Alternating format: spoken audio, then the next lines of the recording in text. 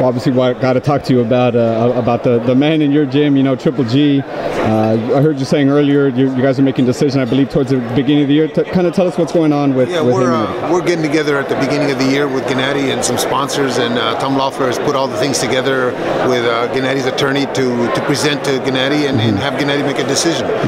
It's his choice. Obviously, he's going to do what Gennady feels is best for Gennady, but that won't come until next year. Is it hard?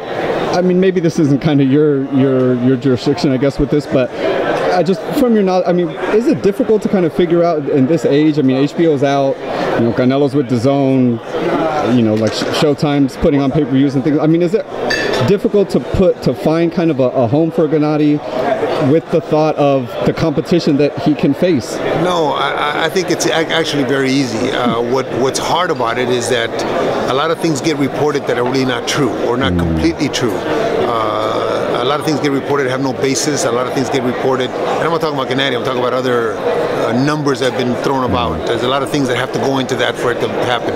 When Gennady finally decides that what he's going to do, you may hear who he does it with, but you will never hear the numbers. You will never hear the numbers because those are not always the truth. He's a private man. He'll do what he needs to do for his family, and when he does, you'll hear about it.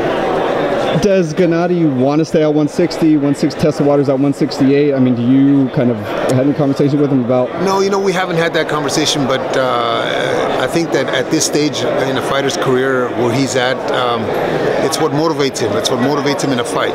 It's what motivates him, what is in front of him that motivates him to go to the gym, because that's the most difficult part. The fights are the easy part. You know, 10 weeks in the gym away from your family and all through the hard work that we have to do, that's what is hard to get to. So if there's a motivation out there at 168, then I'm sure he'll take it.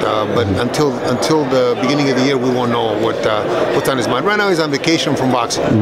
He's not talking to nobody, and we respect that because he's in the gym for 10 months out of the year. So this time with his family is very important. Obviously, Canelo is kind of the name associated with him right now, just as Canelo is associated with Gennady. That fight doesn't seem like, it's definitely not going to be the next fight. It doesn't seem like it's going to happen in the first half of the year. But I guess, would it be difficult if kind of the motivation of Canelo isn't kind of like, you know, kind of the carrot of Canelo isn't kind of in front? I mean, is there motivation for Gennady to fight like the Charlo brothers? I think that at the beginning of the year we'll find that out, but we do have to understand that Gennady runs Gennady's career, not no organization. No organization is going to tell Gennady who he has to fight next. By saying that, if that third fight is going to happen, it has to be on a basis where both guys are comfortable with what it is and what it's going to be. Canelo's doing extremely well with his publicity and doing the things that he needs to do for himself. I think when Gennady comes back, the emphasis will be on trying to make that third fight. But if it's not going to happen, it's not going to happen. We have to do what's best for Gennady. Just lastly, Canelo is fighting Rocky Fielding in New York. Large guy, obviously, compared to Canelo. What are your thoughts on that fight? And would Gennady be up to fighting Canelo at 168 if that were the case? You know what? At one time, Canelo didn't want to fight at 160 because it was too big for him. So it's kind of hard to understand sometimes the rhetoric and what is said. Sometimes it's not said in a way that it's not printed or shown in a way that it's said. Rocky Fielding was knocked out by Callum Smith, who won that tournament, the WBSS tournament. It's going to be a difficult fight for Rocky Fielding. Canelo is going to have that extra weight on him. He's an exceptional fighter, so it's going to be difficult now for Rocky Fielding. I hope that at least he gives the fans some kind of fight so that the fans can enjoy the new, or they should say the first fight on this new contract that he's got, and it's something that's rewarding for the fans, but also something that he can be proud of.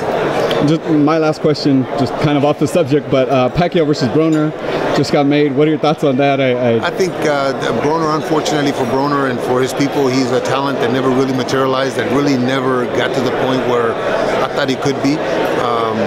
I think Pacquiao still has too much for him. I don't think Broner's going to show up. Does Pacquiao have too much for like the Earl Spences, Crawford, Porter, no. Danny Garcia, any of those four names? On a different level.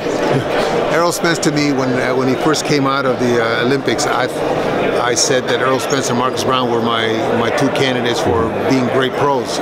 Marcus has had some issues with his head, with his the mental part of it.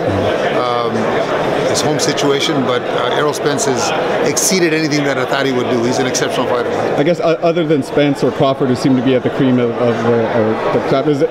Those two right there, I would love to see that fight. I think that's the kind of fight they can go 2 or 3 times, because that it would be that competitive to me. But if Terrence is going to get him, he needs to get him now because he's young. Just like Floyd, when Floyd got Canelo, he got him young. You know, so if he's going to get him, he has to get him now. If Spence gets 2 or 3 fights under his belt against good guys, it's going to be a heck of a fight. Thank you so much, Abel. Appreciate your time as always, brother.